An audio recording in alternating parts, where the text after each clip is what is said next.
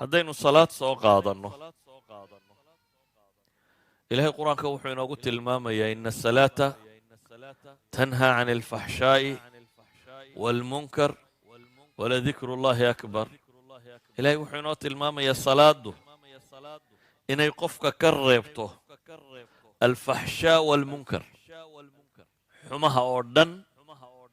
kiisa foosha xun leh iyo kiisa kaleba ee diinta iyo sharciguba dafireen ama diideen inay salaadu reebto taasi macnaheedu waxa weeyaan salaadu waxay wax ka beddeshaa qofka suluugiisa dhaqankiisa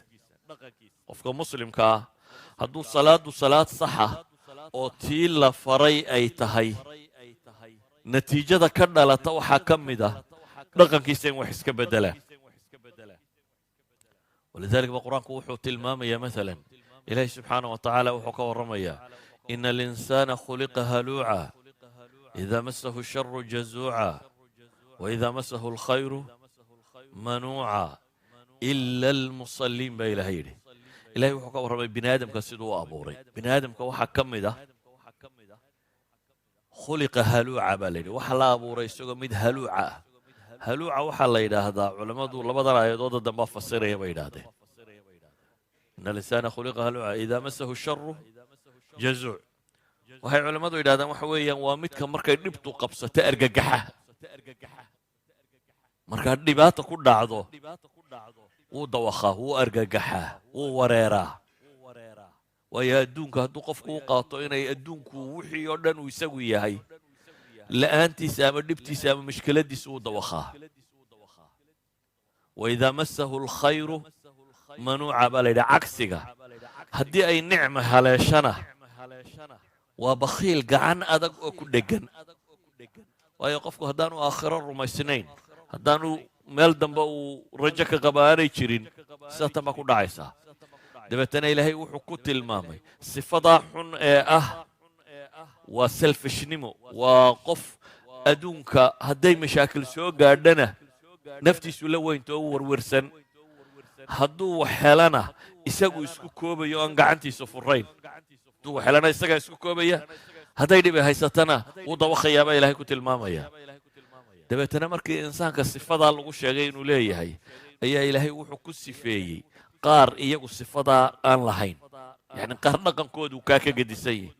yaa u horeeya ila almusalliin baa ilaahay yidhi kuwa tukada markaasaa xagga dambana lagu tilmaamay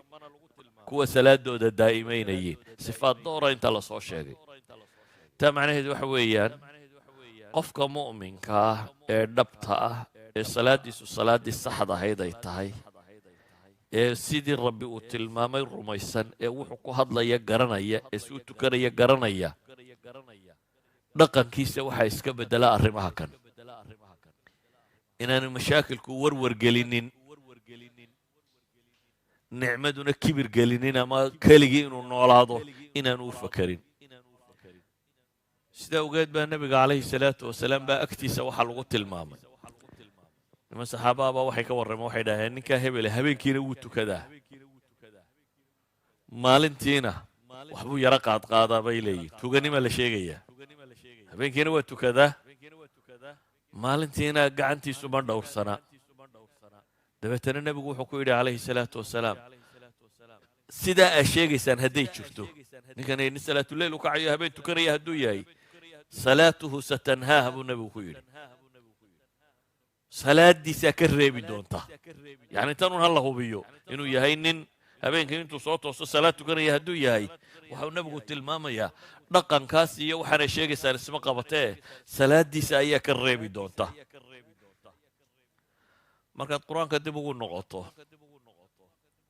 waxaa ilaahay qur-aanka inoogu tilmaamaya salaadu inay tahay waxyaabaha ugu waaweyn ee nolosha mashaakilkeeda loo adeegsada in lagaga hortago مثلا نبي الله محمد عليه الصلاة والسلام إلهي الرسالة صار رسالة الله صدري وحي الله شاقي وحي قاوة حلا فريد دوني دون إنو واجهه كهرتغو حلا فريد دوني دا محي إنو كهرتغو بدله أديك هدي لو هذا الدوني دا بدل محاد سمعين لهي هذا الكون كله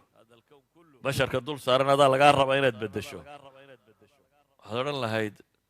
project plan baan u baahanayaa dhaqaale intaa leeg dad intaa leeg aqoon-yahano intaa leeg ciidamo intaa leeg waxa intaa leeg marka waxaa isla helo ayaan maxay ayaan projectkaa fulin karaa inaan dunida wax ka bedelo laakiin nabiyullaahi moxamed ilaahay wuxuu u tilmaamay warkaa culusna waan kuu sheegayaa waxaad adeegsanaysaana waa kan maxaa lagu yidhi yaa ayuha almuzammilu qum illeyla ilaa qaliila نصفه أو انقص منه قليلا أو زد عليه ورتل القرآن ترتيلا إنا سنلقي عليك قولا ثقيلا إن ناشئة الليل هي أشد وطئا وأقوى مقيلا إلهي وحكولي وركن استوضوب يو كان اسدد يو كعب الليل هبينك انتي سبضان كعوتكو نص قارسية ما وحير كيريه ama ka badi laakiin wakhti badan tuka baa la leeyahy maxaa wakhti badan inuu tukado loo faray ilaahay wuxuu leeyahay innaa sanulqii calayka qawlan thaqiila war culus baanu ku faraynaa warka culusa la faraya waa waxyiga kan waa qur-aankaa ku soo degaya qur-aankaa qaad baa la leeyahay oo dadka oo dhan ka hortag muctaqadkooda iyo siyaasadooda iyo dhaqankooda iyo dhaqaalahooda iyo say u fikerayaanba dunida bedel adaa lagu soo diray inaad dunida beddesho laakiin waxaa looga dhigay zaad markaa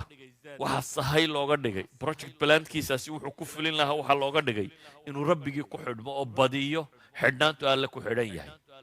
habeenkii in badan ka codtuka baa la yidhi yacni goormay aayaddani soo degtay waxay culamada qaar ku tilmaamaan inay tahay suuraddii saddexaad ee qur-aanka soo degtaa yani waxaa ka horreeyey baa la leeyahay iqra bismi rabbik iyo yaa ayuha almudathiru dhowrka aayadooda ugu horreeya kadibna aayaadkan baa soo degay bay culammadu qabaan waxaa la isku waafaqsan yahay saddexdaas suuradood iyo suuratu nuun qaybteeda hore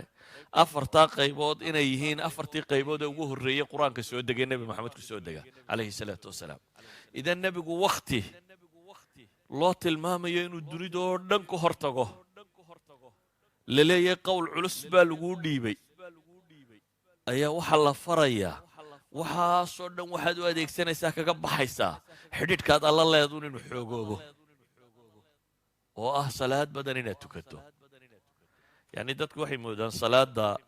in salaadan shanta ah weeyaan tii micraajka la waajibiyey laakiin salaaddu markii islaamku yimi waa joogtaa waa waxyaabii ugu horreeya soo dega laakiin shantan wakhtiya la tukanayo ayaa waxaa la waajib yeelay maxay leylat almicraajka sidaa awgeed waxaynu arkaynaa inay tahay mashaakilka bini aadamka ka hor yimaadee culays kasta leh